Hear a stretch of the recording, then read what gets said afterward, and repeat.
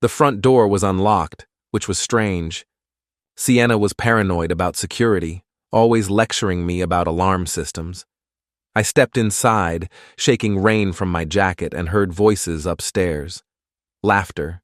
The kind of intimate, breathless laughter that made my stomach clench. "Sienna?" I called out. The laughter stopped abruptly.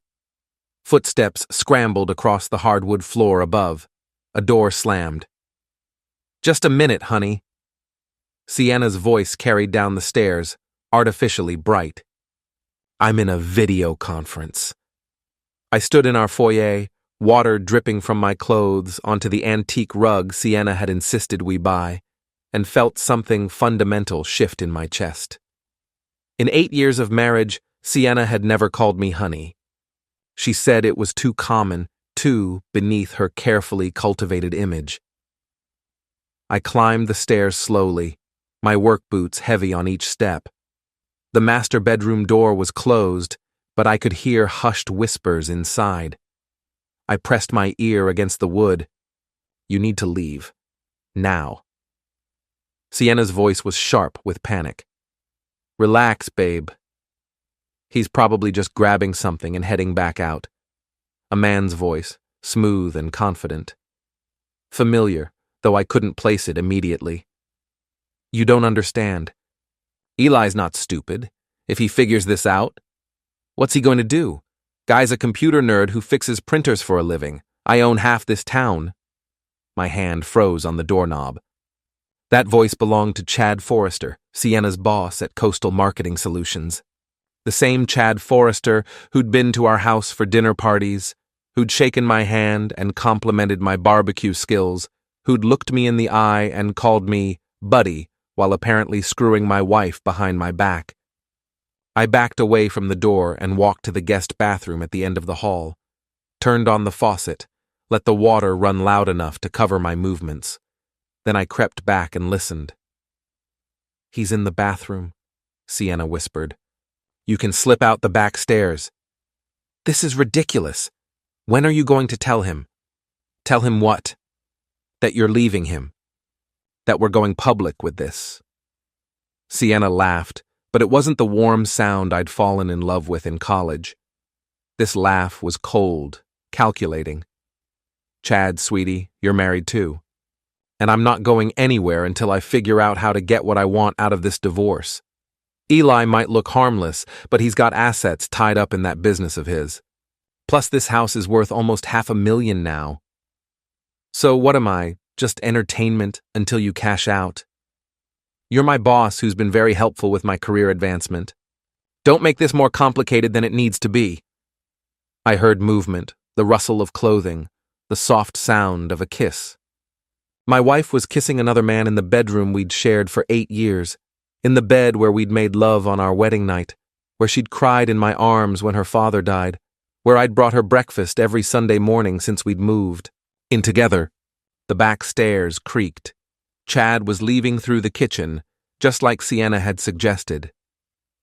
I waited until I heard his car start, then flushed the toilet and walked back to our bedroom. Sienna was sitting at her vanity, touching up her lipstick. She'd changed clothes. The blue dress she'd worn to work that morning was gone, replaced by yoga pants and a sweater. Her hair was perfectly arranged, not a strand out of place. "Hi, baby," she said, meeting my eyes in the mirror. "You're home early." Job got canceled. Flooding, I kept my voice neutral, casual. "How was your day?" "Oh, you know, same old boring meetings. I came home around lunch with a headache, thought I'd work from here this afternoon." She turned to face me, and I saw the performance in her smile, the careful arrangement of her features into the expression of a loving wife. "How long have you been home?" "Just walked in, heard you on a call upstairs." "Conference call with a client in Boston." "Very tedious." She stood and crossed to me, rising on her toes to kiss my cheek. I smelled Chad's cologne on her skin, mixed with her expensive perfume. "I'm starving. Want to grab dinner at Murphy's?" Murphy's Seafood was the town's gossip central, where everyone went to see and be seen. The last place I wanted to be right now. Actually, I'm pretty tired. Rain always gives me a headache. Maybe we could just order pizza? Sienna's smile flickered for just a moment. Of course. Whatever you want. But I caught the flash of annoyance in her eyes, the slight tightening around her mouth. Sienna hated pizza, said it was greasy and common. She'd wanted to go to Murphy's for a reason.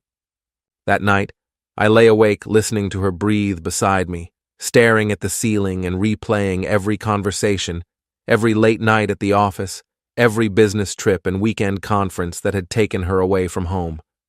How long had this been going on? How many times had Chad Forrester been in my house, in my bed, laughing about the stupid husband who fixed computers and didn't know what was happening under his own roof? I thought about confronting her directly, demanding the truth. But something held me back. Maybe it was the way she'd talked about my assets, about cashing out of our marriage like it was a business transaction. Maybe it was the casual cruelty in her voice when she'd dismissed me as harmless. Or maybe it was the memory of my grandfather, who'd built this house with his own hands and taught me that sometimes the best way to deal with a problem is to understand it completely before you act. By morning, I'd made my decision. I wasn't going to confront Sienna. Not yet. I was going to learn exactly what I was dealing with first. The next few days passed in a strange, suspended reality. Sienna went to work, came home at normal hours, made conversation about her day.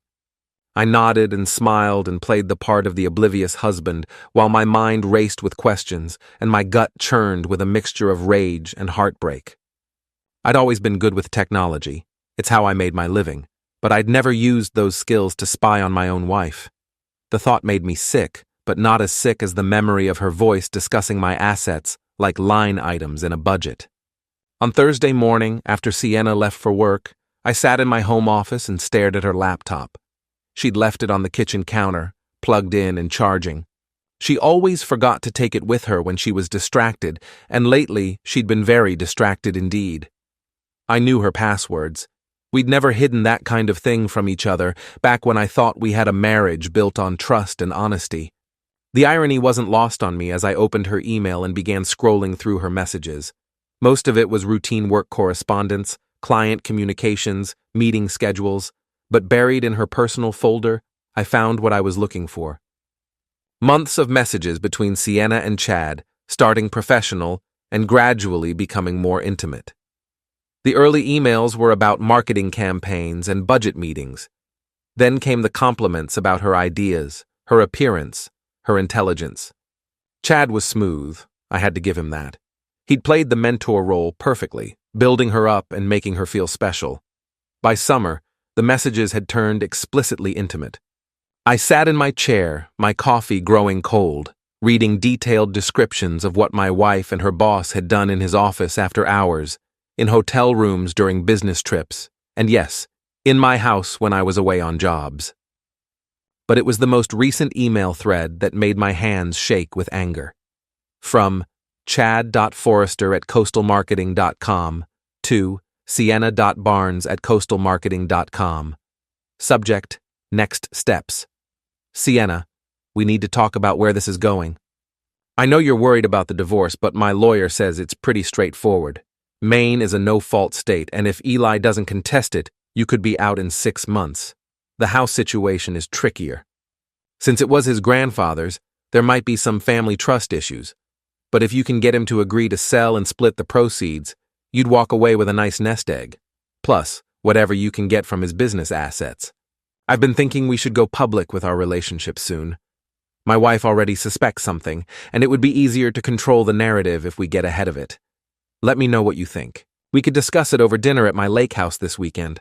I'll make sure we have plenty of time to talk. See from sienna.barnes@coastalmarketing.com to chad.forrester@coastalmarketing.com. Subject, RE, next steps. Chad, I appreciate your eagerness, but we need to be smart about this. Eli might seem harmless, but he's more observant than people give him credit for. If he gets suspicious before I'm ready to move, he could make things difficult.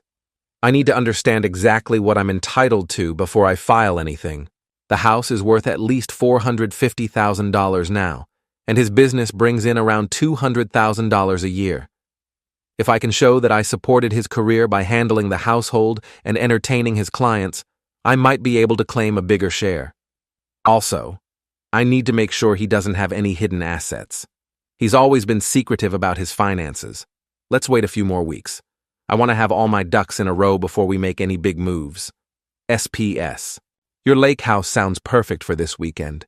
I'll tell Eli I'm going to a spa retreat with the girls.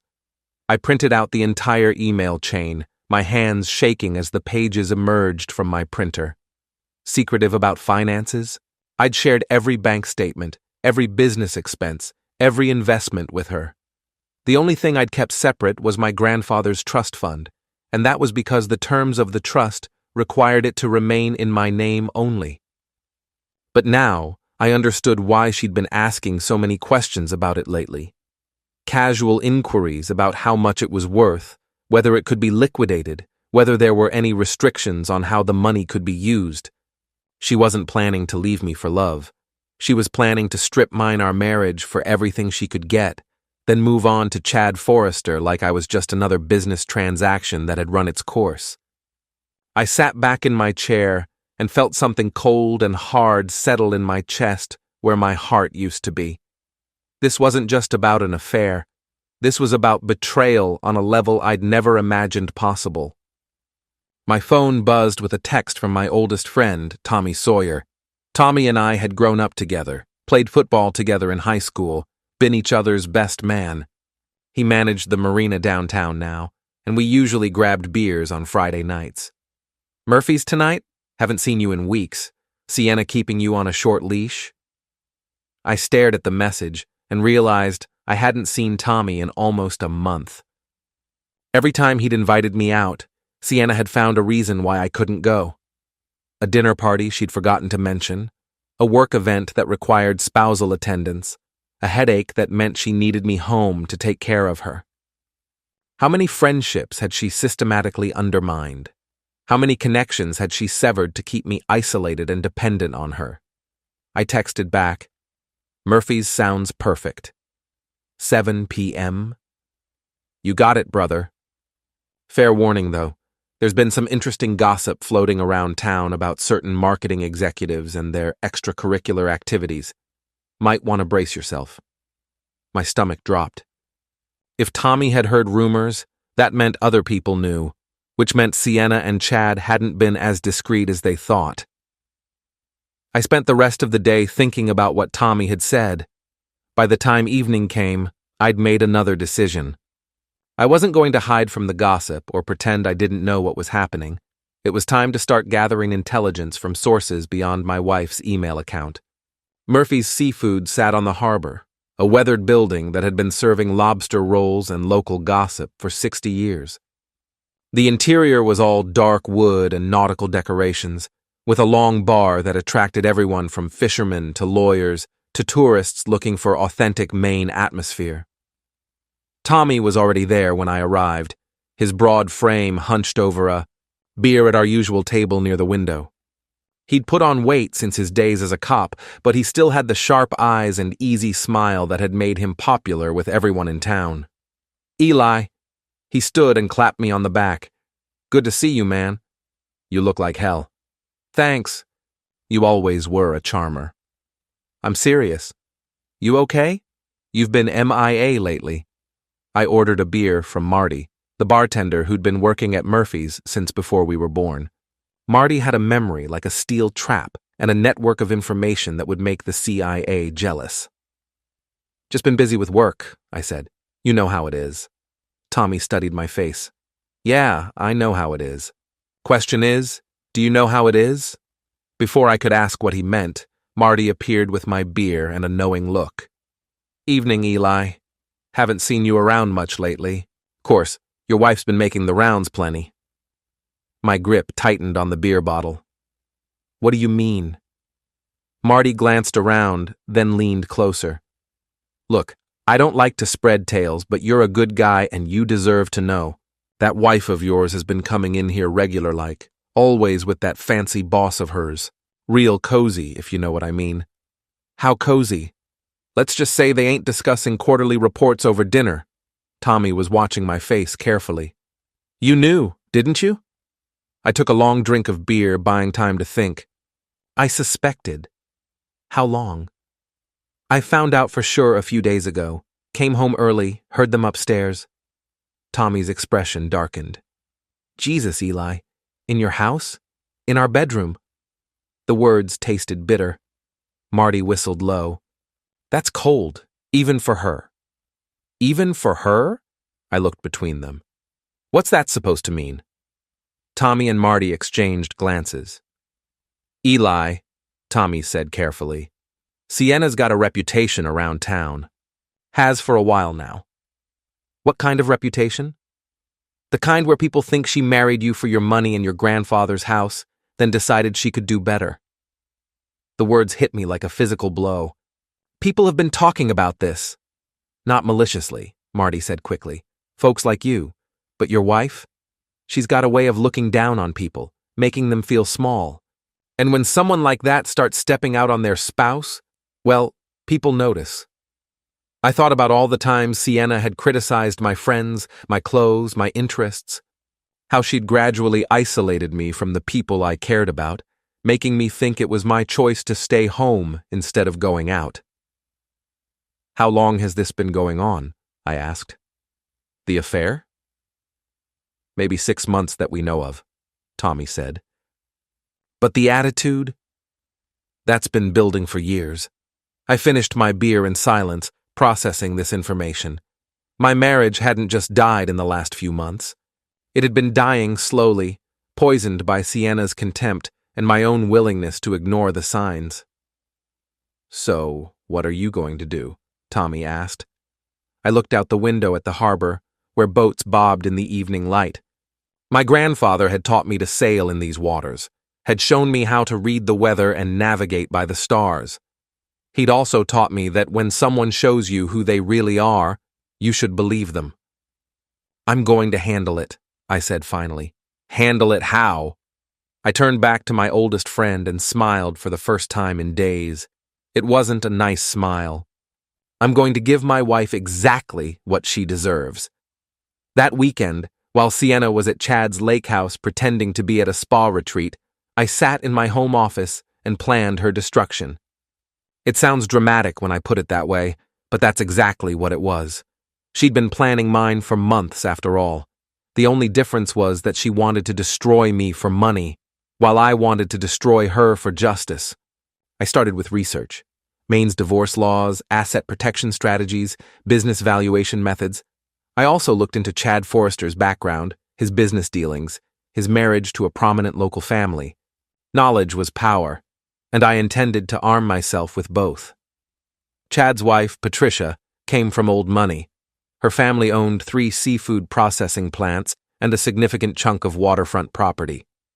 She was also known for her charitable work and her zero tolerance for scandal. If she found out about Chad's affair, it wouldn't just end his marriage, it would end his social standing and probably his business relationships. Sienna, meanwhile, had built her reputation on being the perfect corporate wife and rising marketing executive. She served on charity boards, organized fundraisers, and cultivated an image of success and sophistication. She'd worked hard to distance herself from her working-class roots, and that carefully constructed persona was her most valuable asset. It was also her greatest vulnerability. I spent Sunday afternoon visiting my neighbor, Mrs. Greeley, a 70-year-old widow who knew everything that happened in our neighborhood. She'd been friends with my grandmother and had always treated me like family. Eli, dear. She welcomed me into her kitchen with genuine warmth. I was just thinking about you. How are you holding up? Holding up? She gave me a sharp look. Don't play dumb with me, young man. I've got eyes, and I've seen that fancy car in your driveway when you're not home. Same car that belongs to that man who was at your Christmas party last year. Mrs. Greeley had always been observant, but this was impressive even for her. How long have you known? Since spring. I was working in my garden when I saw him leave through your back gate. Thought it was odd, him sneaking around like that. She poured me coffee without asking. Your grandmother would have skinned that girl alive for disrespecting her house like that. What would my grandfather have done? Mrs. Greeley smiled grimly. Your grandfather was a patient man, but he didn't believe in letting people walk all over him. He'd have made sure everyone in town knew exactly what kind of woman she really was. That's what I'm thinking too. Good. That girl's been putting on airs since the day she moved in, acting like she's better than the rest of us. Time someone knocked her down a peg. Mrs. Greeley had connections throughout the town's social network. Garden club, church committee, historical society. If I needed information spread quickly and thoroughly, she was better than social media. I might need some help, I said carefully. What kind of help? The kind where certain information finds its way to the right people at the right time. Her eyes lit up with interest. I'm listening. Monday morning, I put the first phase of my plan into action. While Sienna was at work, I installed monitoring software on our home network. Nothing illegal. It was my network, after all. But it would let me track all the devices that connected to it and monitor internet activity. I also set up a few strategically placed cameras around the house. Again, perfectly legal since it was my property, and I made sure they were only in common areas. I wasn't interested in creating revenge porn. I just wanted evidence of when Chad was in my house and for how long. The cameras were tiny, virtually invisible, and connected to cloud storage that Sienna couldn't access. Within a few days, I had clear footage of Chad arriving Tuesday afternoon and not leaving until almost 6 p.m. They spent most of the time upstairs, but I also got audio of them in the kitchen, discussing their plans. I can't wait much longer, Chad was saying. Patricia's getting suspicious, and I need to make a move before she starts digging into my finances. Just give me another month, Sienna replied. I want to document everything Eli owns before I file. Once I have a complete asset list, I can move fast. What about his business? That's where the real money is. I'm working on it. I've been asking questions, trying to understand how it's structured. If I can show that I contributed to its success, I might be able to claim a significant share. I almost laughed out loud. Sienna had never shown the slightest interest in my business. She couldn't even explain what I did for a living beyond something with computers. But the conversation gave me valuable information. They were planning to move within a month, and they were both motivated by financial pressure. Patricia Forrester was getting suspicious, which meant Chad was vulnerable. And Sienna was still gathering intelligence, which meant she didn't have a complete picture of my assets yet. That was about to become very important. Wednesday evening, I had dinner with Tommy at a restaurant in the next town over, somewhere we wouldn't be overheard by local gossips.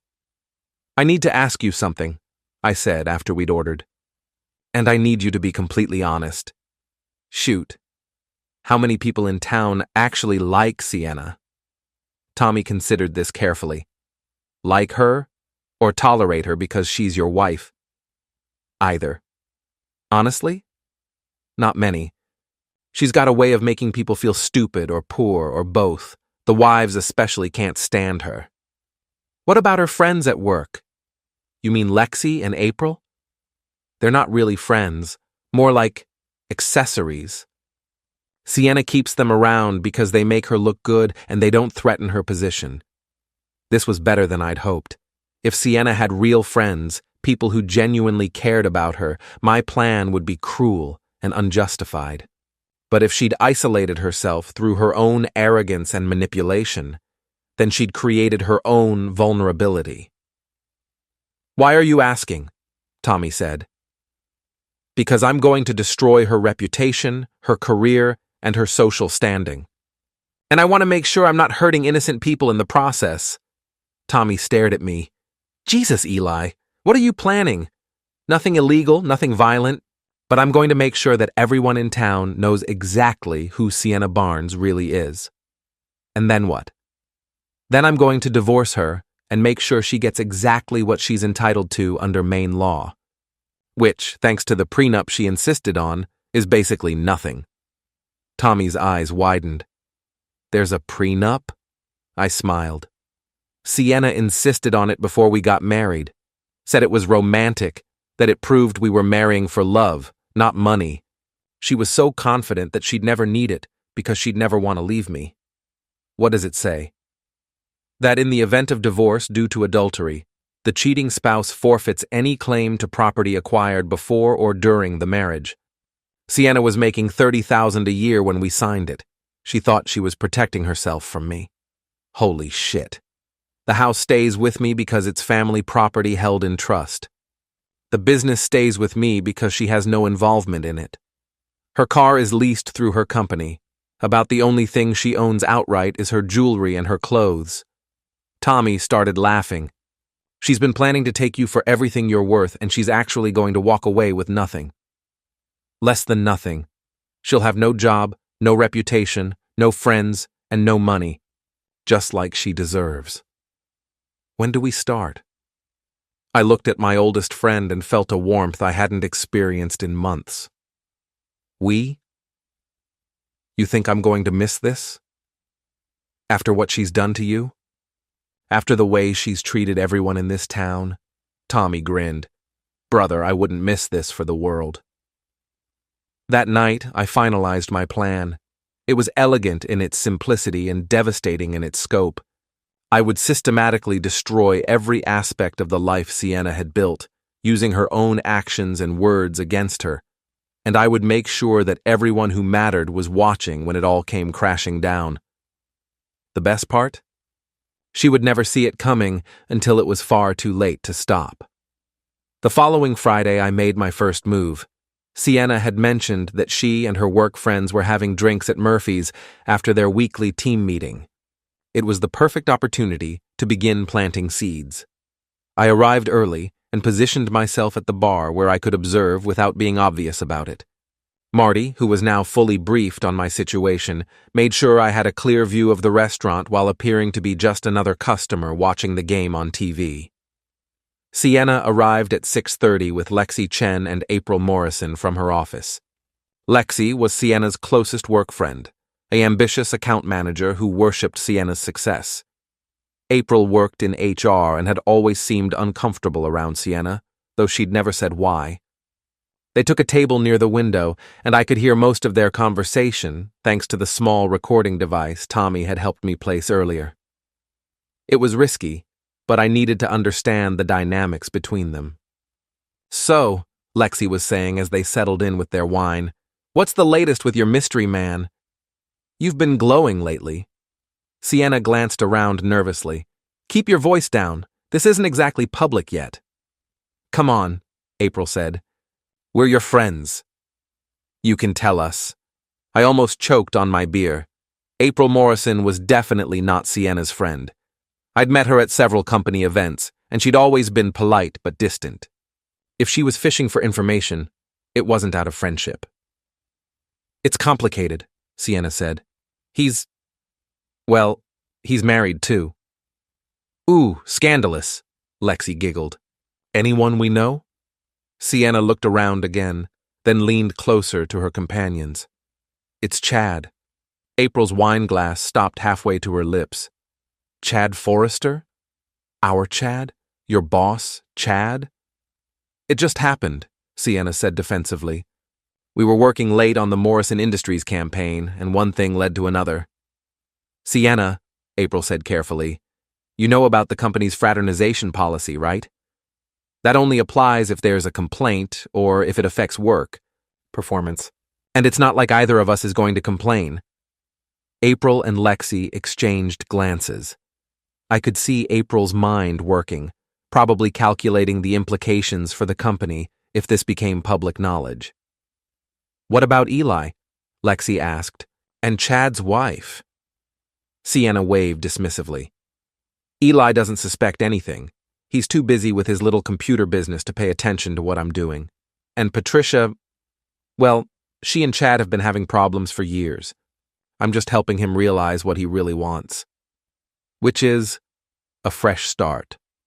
With someone who understands his ambitions and can help him achieve them, I had to admire Sienna's ability to reframe adultery as career counseling. She'd always been good at spinning stories to make herself look better. So you're going to leave Eli? April pressed. Eventually. I'm just waiting for the right time. There are some financial considerations to work out first. Financial considerations? Sienna's smile turned calculating. Eli's worth more than people realize. That house of his is worth almost $500,000, and his business brings in serious money. Plus there's some kind of family trust fund he's never wanted to talk about. And you think you can get a share of all that? I've been married to him for 8 years. I've supported his career, entertained his clients, maintained his household. Any decent lawyer could argue that I'm entitled to at least half of everything. April was looking increasingly uncomfortable. Sienna, I really think you should be careful. This kind of situation can get complicated fast, especially when there are workplace implications. What workplace implications? Chad and I are both adults. What we do on our own time is our business. Not when one of you is the other's direct supervisor. Not when decisions about promotions and raises could be influenced by personal relationships. The company could be liable for all kinds of issues. Sienna's expression hardened. Are you threatening me, April? I'm trying to be your friend. I'm trying to warn you that this could blow up in ways you haven't considered. My personal life is not HR's concern unless someone makes it their concern. And I trust that my friends wouldn't do anything to jeopardize my career or my happiness. The threat was subtle, but clear. April went quiet, and Lexi quickly changed the subject to safer topics. But I could see that I'd learned everything I needed to know. April Morrison was uncomfortable with the situation and worried about the company's liability. She was also clearly not as loyal to Sienna as Sienna believed. That made her a potential ally. Lexi, on the other hand, was completely under Sienna's influence and would probably support her no matter what. But she was also a gossip who couldn't keep a secret to save her life. That made her useful in a different way. And Sienna? Sienna was overconfident, dismissive of the risks, and convinced that she could control the narrative. She was also apparently planning to claim half of my assets, including the family trust that she had no legal right to touch. That was going to be a problem for her. I finished my beer and left before they did, but not before making sure April saw me. I wanted her to know that I'd been there, that I might have overheard their conversation. I wanted her to spend the weekend worrying about what I knew and what I might do with that knowledge. Monday morning, I made my second move. I called Coastal Marketing Solutions and asked to speak with April Morrison. This is April. Hi, April. This is Eli Barnes, Sienna's husband. We've met at a few company events. Oh, hi, Eli. What can I do for you? I was wondering if I could take you to lunch today. There's something I'd like to discuss with you. There was a long pause. What kind of something? The kind that affects both of our interests. And the company's interests. Another pause. Where did you have in mind? Somewhere private. Somewhere we can talk freely. We met at a small cafe in the next town over. The same place where I'd had dinner with Tommy. April looked nervous, constantly glancing around as if she expected Sienna to materialize at any moment. Relax, I said after we'd ordered. Sienna thinks you're at a client lunch. She has no idea we're meeting. How do you know what Sienna thinks? Because I know a lot more about what's going on than she realizes. April studied my face. How much do you know? I know about Chad. I know about the affair. I know about their plans. I leaned forward. The question is, what are you going to do about it? What do you mean? April, you work in HR. You know the legal implications of what's happening. A supervisor having an affair with a subordinate, making decisions about her career while they're personally involved. That's a lawsuit waiting to happen. April nodded slowly. I've been worried about exactly that. So have I, but not for the same reasons. What do you mean? I pulled out a folder and slid it across the table. These are printouts of emails between Sienna and Chad discussing their relationship and their plans for the future, including their plans to manipulate the divorce proceedings to maximize Sienna's financial settlement. April opened the folder and started reading. Her face went pale. Where did you get these? From my wife's laptop, which she left in my house, connected to my network, accessible with passwords she gave me years ago. Completely legal. Eli, this is evidence of adultery, yes, but it's also evidence of something else. Look at the dates on those emails, then cross-reference them with Sienna's performance reviews and salary increases over the past year. April flipped through the pages, her expression growing more troubled. She got 2 raises and a promotion during the time period covered by these emails. Raises and a promotion that were approved by the man she was sleeping with. How do you think that's going to look to your company's board of directors? Or to your other employees who didn't get raises? Or to a jury if someone decides to file a discrimination lawsuit? April closed the folder. What do you want from me? I want you to do your job. I want you to protect your company from liability. And I want you to make sure that Sienna faces appropriate consequences for her actions. You want me to fire her. I want you to investigate the situation and take whatever action company policy requires. What that action is up to you and your legal department. April was quiet for a long time, staring at the folder. Can I keep these? Those are copies. I have the originals. And if I don't do anything? I smiled.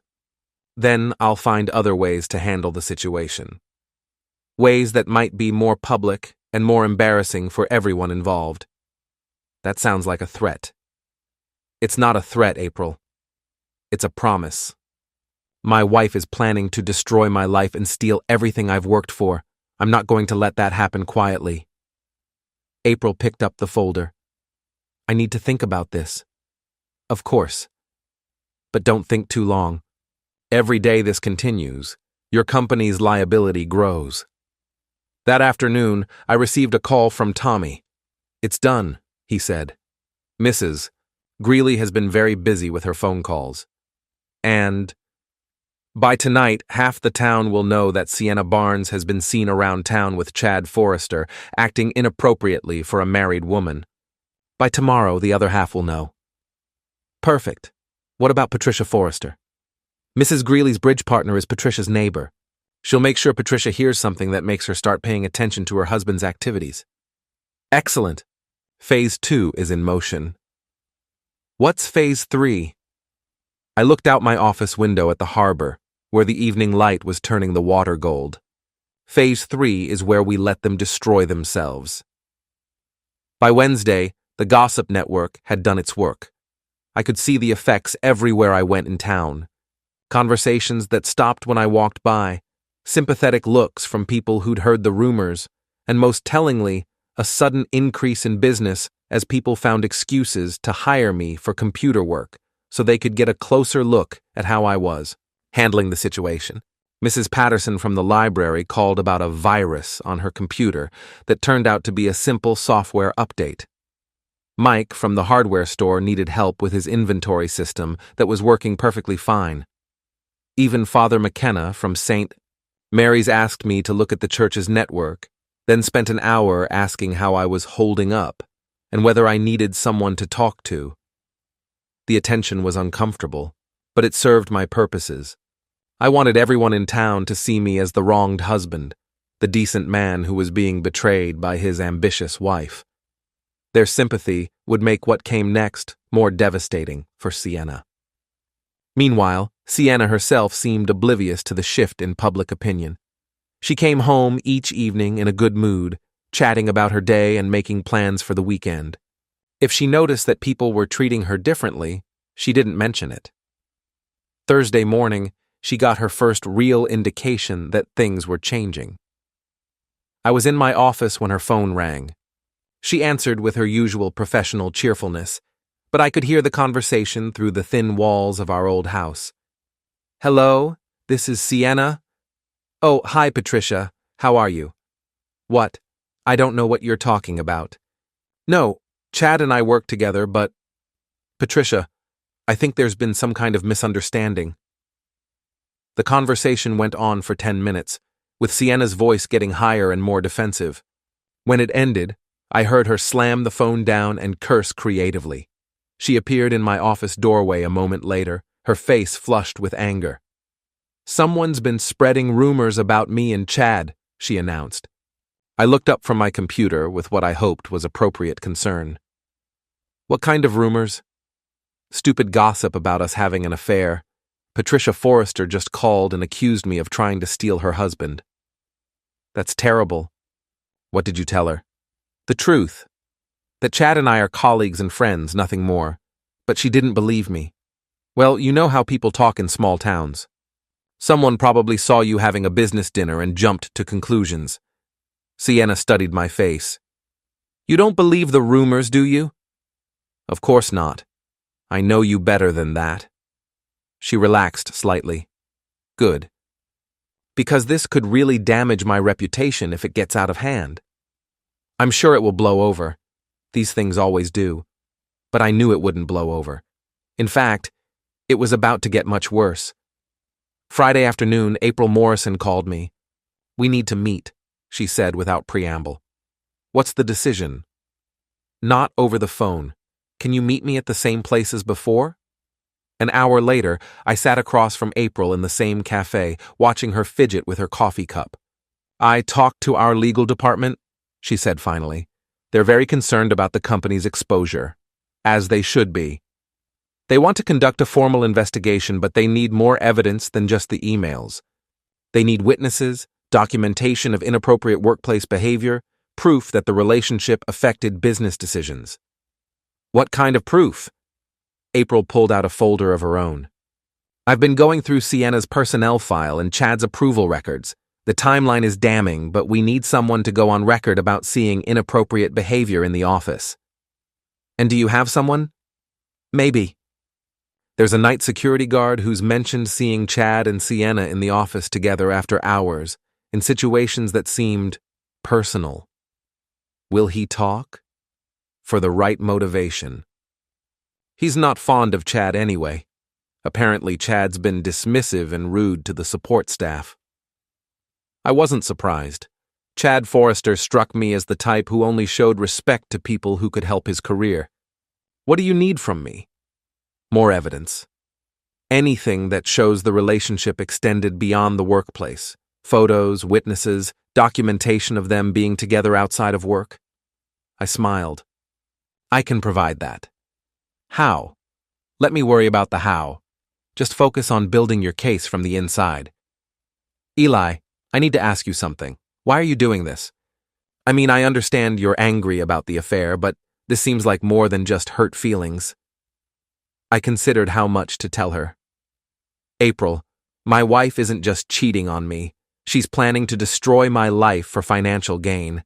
She's been systematically isolating me from my friends, manipulating our finances, and preparing to take everything I've worked for in a divorce settlement based on lies and deception. How do you know that? I told her about the emails I'd found, the conversations I'd overheard, the months of subtle manipulation and gaslighting. By the time I finished, April looked sick. I had no idea it was that calculated, she said. Most people don't. Sienna's very good at presenting herself as the victim or the innocent party. But the truth is, she's a predator who sees other people as resources to be exploited. And Chad? Chad's an arrogant fool who thinks his money and position make him untouchable. He's about to learn otherwise. April was quiet for a moment. What happens after we expose them? Chad loses his job and probably his marriage. Sienna loses her job, her reputation, and her divorce leverage. They both face the consequences of their choices. And then I get on with my life, and they get what they deserve. That evening, I put the next phase of my plan into motion.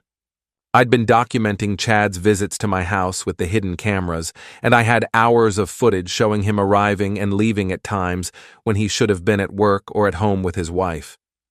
I also had audio recordings of their conversations, including detailed discussions of their affair and their plans for the future, all legally obtained on my own property with equipment I owned. But the most damaging evidence was something I'd discovered by accident.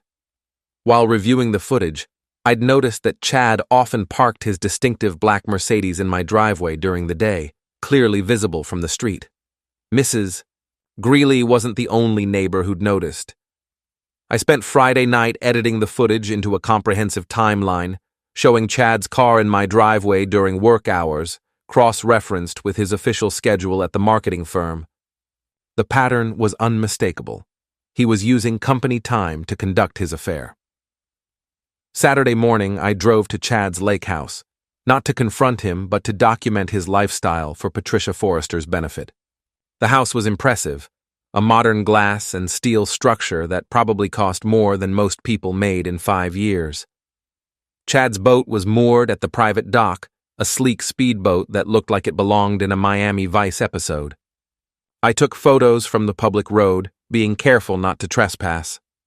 I also noted the security cameras and the lack of close neighbors. It was the perfect place for clandestine meetings, which explained why Chad felt comfortable bringing Sienna there. As I was leaving, I saw Chad's Mercedes pulling into the driveway. Sienna was in the passenger seat, laughing at something he'd said. They looked happy and carefree, completely unaware that their world was about to implode. I felt a moment of something that might have been regret. Once I'd loved Sienna enough to marry her, to trust her with my heart and my future. Seeing her with Chad, I could almost remember what that felt like. But then I thought about the emails, the calculated cruelty of her plans, the way she'd dismissed me as harmless and stupid. The regret faded, replaced by cold determination. They'd made their choices. Now they would live with the consequences. Sunday evening, I made copies of everything: the emails, the photos, the video footage, the financial records. One set went to April Morrison for the company investigation. Another set went to a lawyer I'd consulted about the divorce proceedings. A third set went into a safety deposit box at the bank. And the fourth set? That one was going to Patricia Forrester. Monday morning, I called Patricia and asked if I could speak with her privately. "About what?" she asked. "About your husband. And my wife. And some things I think you need to know." There was a long silence. Then, "When and where?" We met at her lawyer's office, at her request. Patricia Forrester was an elegant woman in her 50s, with silver hair and intelligent eyes that missed nothing. Her attorney, James Whitmore, was one of the most respected lawyers in the county. "Mrs. Forrester," I began, "I'm sorry to be the one to tell you this, but your husband is having an affair with my wife." "I suspected as much," she said calmly. "Do you have proof?" I opened my briefcase and laid out the evidence methodically. The emails, the photos, the timeline of Chad's visits to my house. Patricia and her lawyer reviewed everything carefully, asking occasional questions but mostly listening in silence. When I finished, Patricia sat back in her chair. "How long have you known?" "For certain?" "About 2 weeks. But I suspect it's been going on for months." "Why are you telling me this?" "Because they're planning to leave their spouses and start a new life together. And I thought you deserved to know before they blindsided you with divorce papers." Patricia smiled grimly. "Chad won't be blindsiding anyone. Mr. Whitmore, what are our options?" The lawyer consulted his notes. "Given this evidence, we can file for divorce on grounds of adultery. Maine law allows for fault-based divorce in cases of infidelity, which could affect the property settlement significantly." "How significantly?" "Chad could forfeit his claim to alimony and face a reduced share of marital assets, particularly if we can show that he used marital resources to conduct the affair." I pulled out another folder. "You might find this interesting. Chad's been using company time and resources to conduct his relationship with my wife. His car's GPS records show multiple trips to my house during work hours, and I have footage of him there when he should have been in the office." Patricia's smile turned predatory. "Excellent. What else?" "He's also been using his position as Sienna's supervisor to give her raises and promotions. That's going to create serious legal problems for the company." "And for him personally?"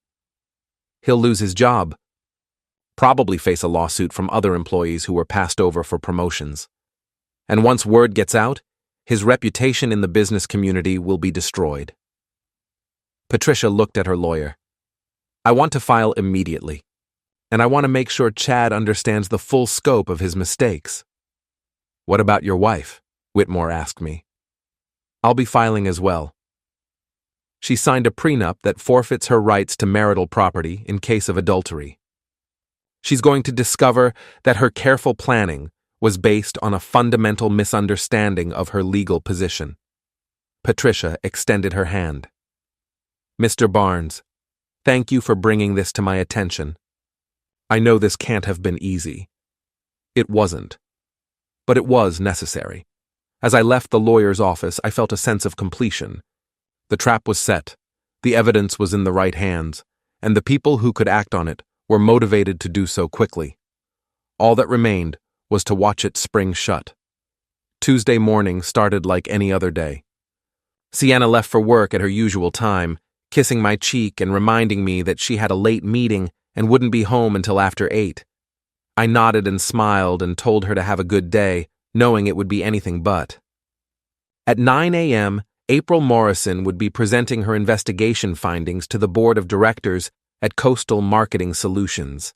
At 10 a.m., Patricia Forrester's lawyer would be serving Chad with divorce papers at his office. At 11 a.m., the company's board would be meeting with both Chad and Sienna to discuss their immediate termination. I spent the morning in my office, trying to work but mostly watching the clock. Tommy called around noon. You hear anything yet? Nothing. But I wouldn't expect to. Sienna won't call me until she's figured out how to spin this to her advantage. Think she can? Not this time. There's too much evidence and too many people involved. She can't gaslight her way out of this one. At 2 p.m., my phone rang. Sienna's name appeared on the screen. Hi, honey, I answered, injecting just the right amount of casual warmth into my voice. Eli. Her voice was tight, strained. I need you to come pick me up. Pick you up? What's wrong with your car? It's complicated. Can you just come get me? I'm at the office. Of course. Are you okay? You sound upset. I'll explain when you get here. Please hurry. I drove to Coastal Marketing Solutions at a leisurely pace, taking time to appreciate the beautiful fall afternoon. The leaves were turning, painting the coastal landscape in brilliant reds and golds. It seemed appropriate somehow, the end of one season, the beginning of another.